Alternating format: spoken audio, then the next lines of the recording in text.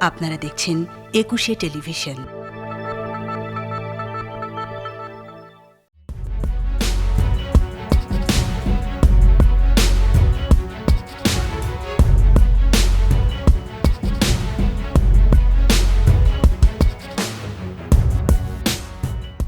শুরু করছি সেলুলয়েডের ফিতায় মুক্তিযুদ্ধ। সঙ্গে আছি আমি সুষমা। এক সাগর রক্তের বিনিময়ে আমরা আমাদের মহান স্বাধীনতা পেয়েছি। একজন বাঙালি হিসেবে এই মহান স্বাধীনতা, মহান মুক্তিযুদ্ধকে প্রত্যেকটি মানুষ যেমন হৃদয়ের গভীরে লালন করেন, তেমনি প্রত্যেক শিল্পী তার কাজের মধ্য দিয়ে এই মুক্তিযুদ্ধকে উপস্থাপন করেছেন বিভিন্ন আঙ্গিকে। এ পর্যায়ে দেশীয় চলচ্চিত্র একটি উল্লেখযোগ্য মাধ্যম। আজ আমরা কথা বলবো দেশীয় চলচ্চিত্রে মুক্তিযুদ্ধ নিয়ে। আর আমাদের সঙ্গে আজকে অতিথি হিসেবে উপস্থিত আছেন মুক্তিযোদ্ধা এবং অভিনেতা মিয়া ভাই খ্যাত ফারুক, আছেন অভিনেত্রী সুজাতা আজিম এবং আছেন সুনামধন্য নির্মাতা মুর্শিদুল ইসলাম। সবাইকে স্বাগত জানাচ্ছি আমাদের প্রোগ্রামে। ধন্যবাদ।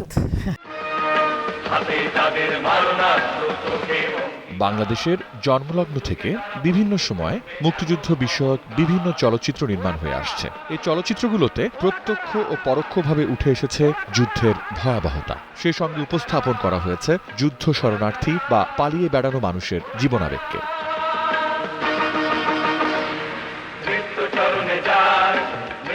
স্বাধীনতা অর্জনের পর থেকে এ পর্যন্ত মুক্তিযুদ্ধের প্রেক্ষাপটকে উপজীব্য করে চলচ্চিত্র নির্মিত হয়েছে মাত্র 60টি। আজ আপনাদের অপারেশন কেমন হয়েছে? ভালো। কালো কি হবে?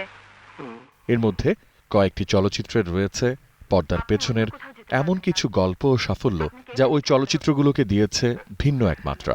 এই তালিকায় প্রথমেই রয়েছে কিংবদন্তি চলচ্চিত্রকার জহির রায়হানের জীবন থেকে নেয়া চলচ্চিত্রটি। 1970 সালে মুক্তি পাওয়া এই চলচ্চিত্রে সংসারের একগোছা চাবির মধ্য দিয়ে পাকিস্তানি স্বৈরাচারী শাসন ক্ষমতা বোঝানো হয়। প্রতীকী হলেও এখানে যুক্ত হয়েছে প্রভাত ফেরির বাস্তব দৃশ্য, 1969 সালের গণ আন্দোলন।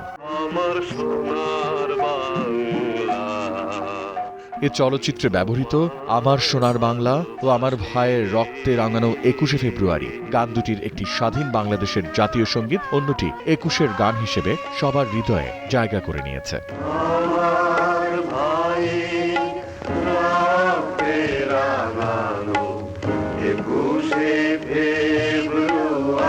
1974 সালে মুক্তি পায় নারায়ণ ঘোষ মিতার আলোর মিছিল। এই ছবিতে অভিনয় করেই অভিনেত্রী ববিতা প্রথম জাতীয় চলচ্চিত্র পুরস্কার পেয়েছিলেন। 1975 সালের রাজনৈতিক পথ পরিবর্তনের পর মুক্তিযুদ্ধের ছবি নির্মাণ স্থিমিত হয়ে পড়েছিল। এরই মাঝে 1976 সালে হারুনুর রশিদ নির্মাণ করেন মেঘের অনেক রং। এ চলচ্চিত্রের পুরো কাহিনী উঠে এসেছে একটি শিশুর দৃষ্টিকোণ থেকে। সদ্য বোধ সম্পন্ন যে ছেলেটি তার মাকে খুঁজে বেড়ায়, এরই ফাঁকে চলে আসে যুদ্ধের কথা। 2002 সালে তারেক মাসুদ নির্মাণ করেন চলচ্চিত্র মাটির ময়না। ভিন্ন আঙ্গিকে মুক্তিযুদ্ধকে উপস্থাপন করে এই চলচ্চিত্রই বাংলাদেশের প্রথম অস্কারের জন্য মনোনীত চলচ্চিত্র।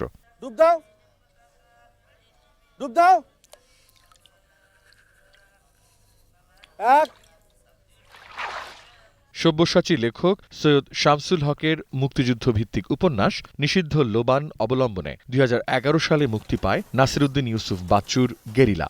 ছবিটিতে অভিনয় করেছেন সহস্রাধিক শিল্পী। সরকারি অনুদানপ্রাপ্ত এ ছবিটি কলকাতা চলচ্চিত্র উৎসবে সেরা ছবি হিসেবে পুরস্কৃত হয়।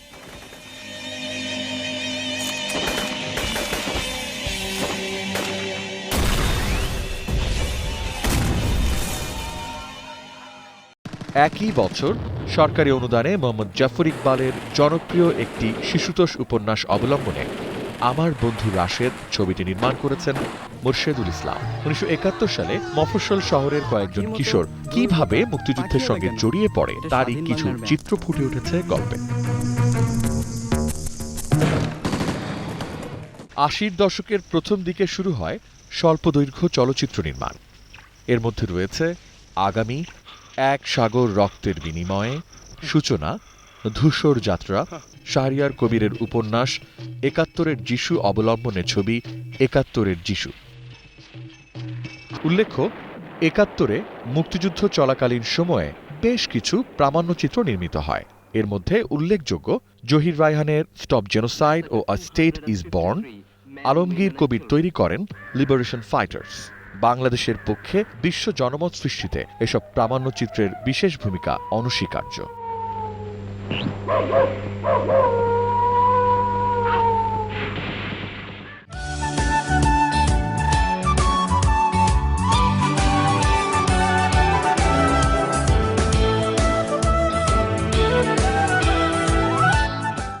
নায়ক ফারুকের কাছে জানতে চাইবো, আপনি মুক্তিযুদ্ধ চলচ্চিত্রে অভিনয় করেছেন, সেই সময়কার গল্প শুনতে চাই অ্যাজ এ অভিনেতা হিসেবে।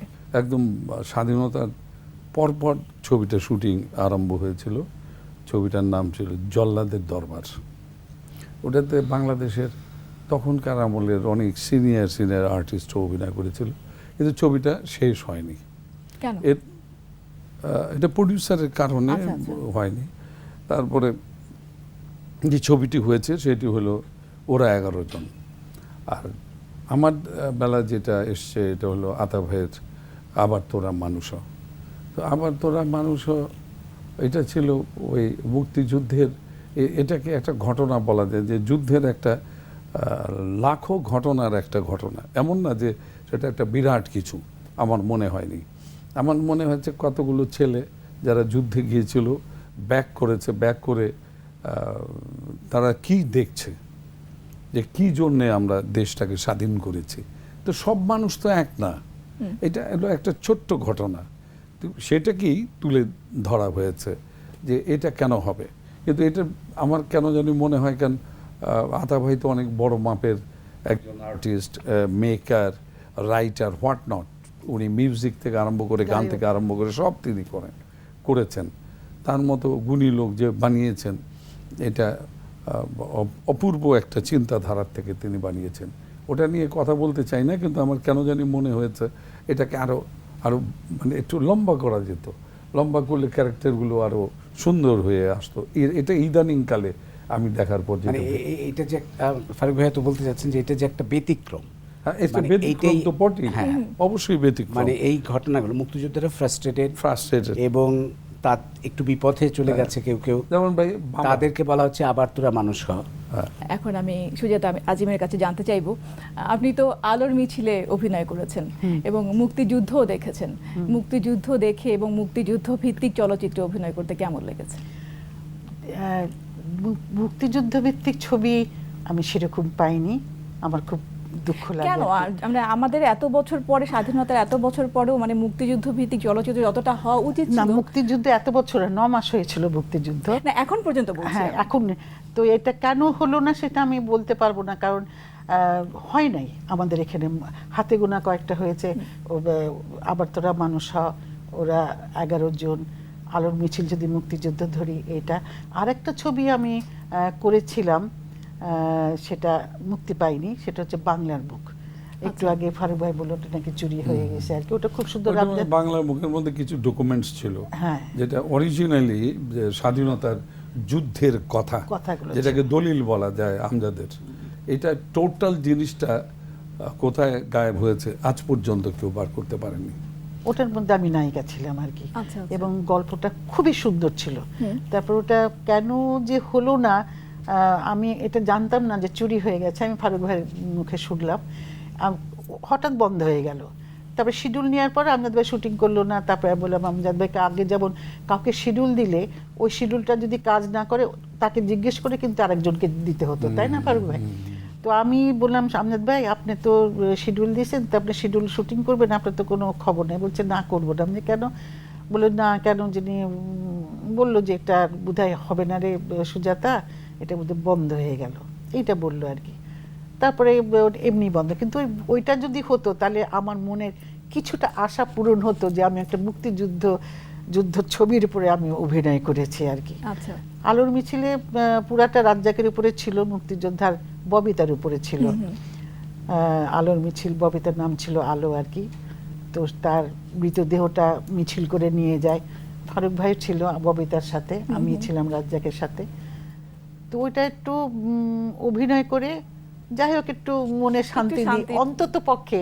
এটা মুক্তিযুদ্ধ, 16ই ডিসেম্বর, 25শে মার্চ, এগুলোতে এই নামগুলোর মধ্যে এই নামটা এবং আসে। এবং মুক্তিযুদ্ধ মানে 16 ডিসেম্বর স্বাধীনতা দিবসের হ্যাঁ, 16, হ্যাঁ। সময় এই ছবিটা দেখানো হয়। হ্যাঁ, ভালো ছবি, খুব সুন্দর ছবি। ভীষণ ভীষণ সুন্দর ছবি, এবং আমি যতবার দেখি ততবারই আমার চোখে মানে জল আসে যে এত অদ্ভুত সুন্দর ছবি, এবং পারিবারিক বন্ধনগুলোকে এত সুন্দর করে ফুটিয়ে খুব, তুলেছে, হ্যাঁ, হ্যাঁ। খুবই সুন্দর।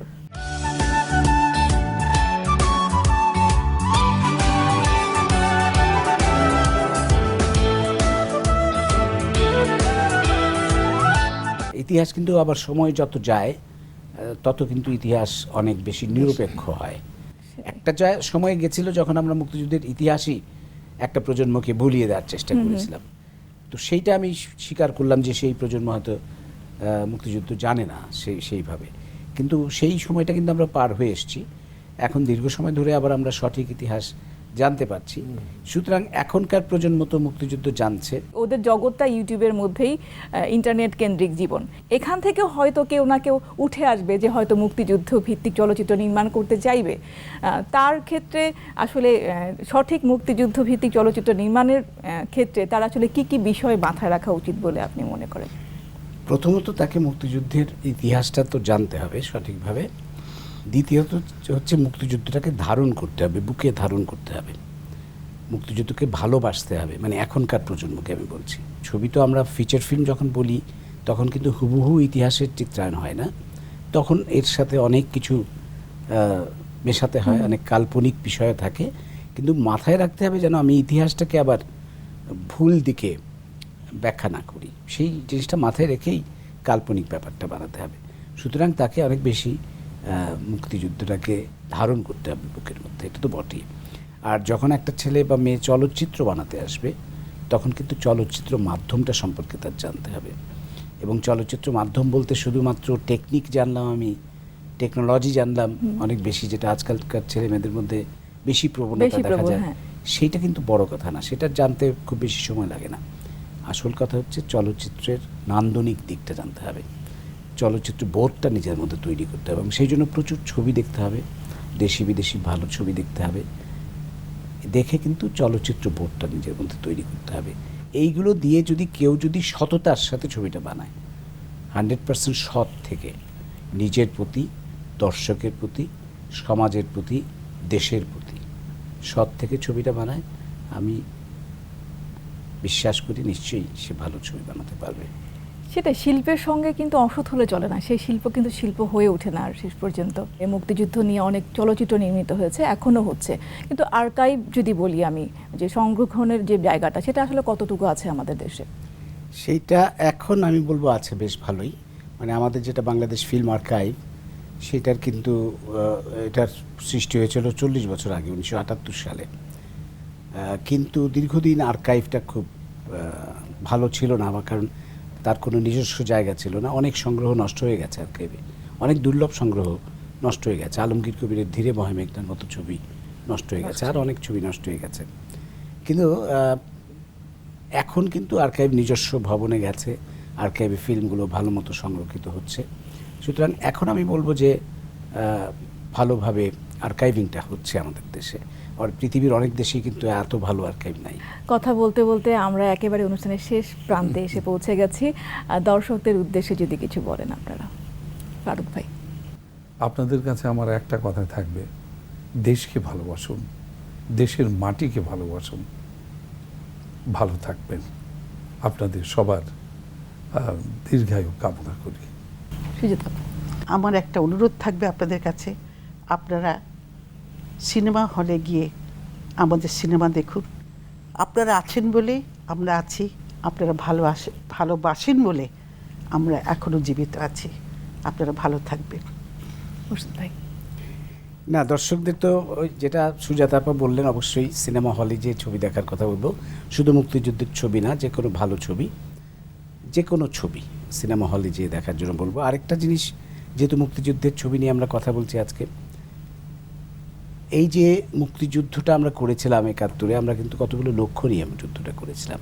তার মধ্যে একটা প্রধান লক্ষ্য ছিল যে আমরা একটা স্বাধীন দেশ চাই এবং একটা অসাম্প্রদায়িক দেশ চাই, যেই দেশে কোনো ভেদাভেদ থাকবে না, ধর্মীয় ভেদাভেদ, হিন্দু মুসলমান সবাই একসাথে মিলেমিশে থাকবে, সেই লক্ষ্য থেকে কিন্তু আমরা অনেক দূরে সরে এসেছি গেছি। এখন। তো আমি বলবো যে আপনারা মুক্তিযুদ্ধের চেতনায় যেন দেশটা পরিচালিত হয়, সেই সিদ্ধান্তটা যেন দর্শক নেয়। অসংখ্য ধন্যবাদ আপনাদেরকে আপনাদের মূল্যবান সময় দেওয়ার জন্য।